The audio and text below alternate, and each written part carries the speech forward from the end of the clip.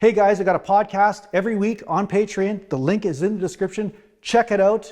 Otherwise, well, don't then. I don't know. I don't know what you do with your time. I don't know. Mountain. Train the muscles, not the joints.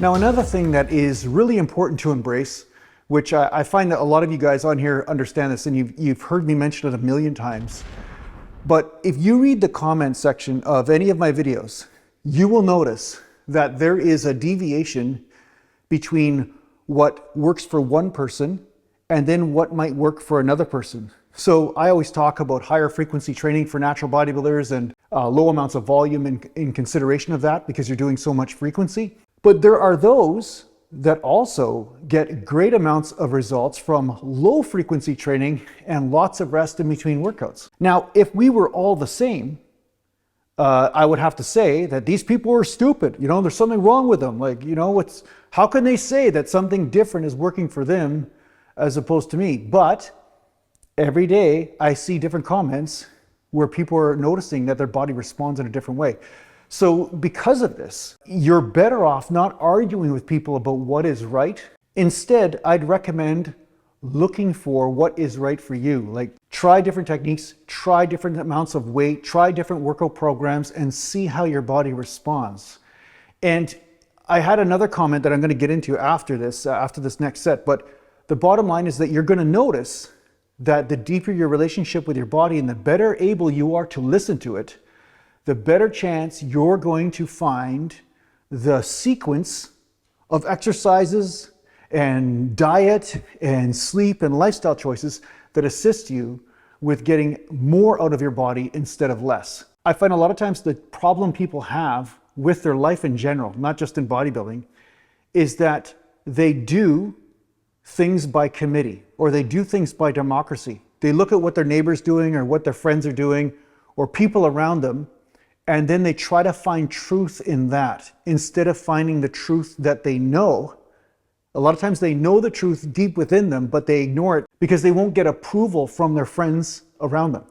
And I had some recent encounters with a person in a social setting that is just like this. They basically will say one thing, they know something to be true, but instead they'll look at what other people will think, and then they act like a politician and they start to do what they think these people want them to do instead of what they truly want to do. So it's one of those things with the body. The body will teach you what works, and you have to surrender any sort of idealism you have around it. There's a ton of us that would love to do PRs every day, like try to do maximum lifts every day and see what happens, but you'll find out pretty quick in most cases that the body will push back and you will tear something or tweak something. This is the body talking to you, right? The body's talking to you. But there's a lot of us guys, especially when we first started training, that we would see other guys in the gym lifting a certain amount of weight, or they're doing, 1 rep maxes. So we're like, okay, I'll do it, even though the body says, I feel a little bit tight today. Maybe I shouldn't do that. And then you do it, then you injure yourself and so forth. This is the kind of peer pressure I want you to ignore. Ignore peer pressure. Just find out what works, develop that relationship, and then have the courage to follow that. And that's it. So guys like me, we're here to give you some ideas, but in the end, it's about the relationship between you and your body and your specific experience in this moment. And there could be a lot of factors and a lot of things that are going on that I have no knowledge about because I'm not inside your body. You know what I'm saying? So yeah, that's the best advice I can give you.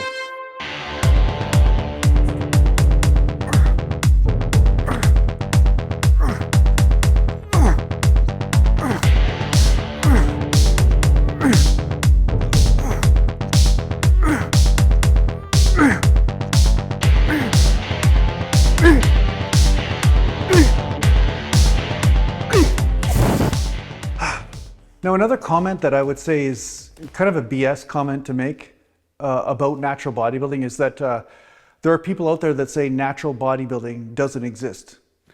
But the truth is, natural bodybuilding does exist. It's just that it's natural, but you're not as big as or as lean as the enhanced guys. That's usually the case, you know. But I would say this, the top 1% of naturals will be bigger than the bottom 40% of enhanced guys. And maybe the natural guys actually have better genetics, so they'd have better symmetry and so forth. So this is where people start to assume that these high-level natural guys are actually just drug guys pretending to be natural, right? And that's not true. There are just some people that have superior genetics than the average people. And I see it all the time. I used to train people in the gym. Some people would respond in a different way than other people. At least they would respond better, or they had a natural affinity for coordination and muscle contraction. They had a better affinity for strength. They put on muscle easily, while other people were naturally lean, but they had a hard time putting on muscle. This is kind of normal. People have genetic variations, but just because some people have different limits on how much muscle they can put on doesn't mean that they're not natural bodybuilders. You know what I mean? They're still natural bodybuilders. They just might not be the elite natural bodybuilders, you see? So natural bodybuilding exists, and there have been studies on natural bodybuilders, you know, people that are 80 years old still putting on muscle when they lift weights. So really, as a natural bodybuilder, all you are is a person that embraces this phenomenon of the body's ability to put on muscle tissue when you expose it to tension and proper nutrition. That's it. Now, what your limits are going to be different than an enhanced person in most cases, of course, yes. But that doesn't mean you should just say, screw it, you know, kind of like that pansy kid in gym class that knew that they weren't an athlete, so they just wanted to sit on the bleachers and watch everybody else train, right? It's like, I don't want to play basketball just because I'm not good at it, you know, and then they have a temper tantrum and they just get a note from their parents to sit out on the bleachers. That's a bad attitude, you know what I mean? That's a bad attitude because they're just giving up before they've even started, you know? So basically, weight training is something that works for everybody. It just will work at different levels. And yes, that's still called natural bodybuilding, regardless of whether you become an elite natural bodybuilder or whether you are a novice one. Mountain. Let's do another set.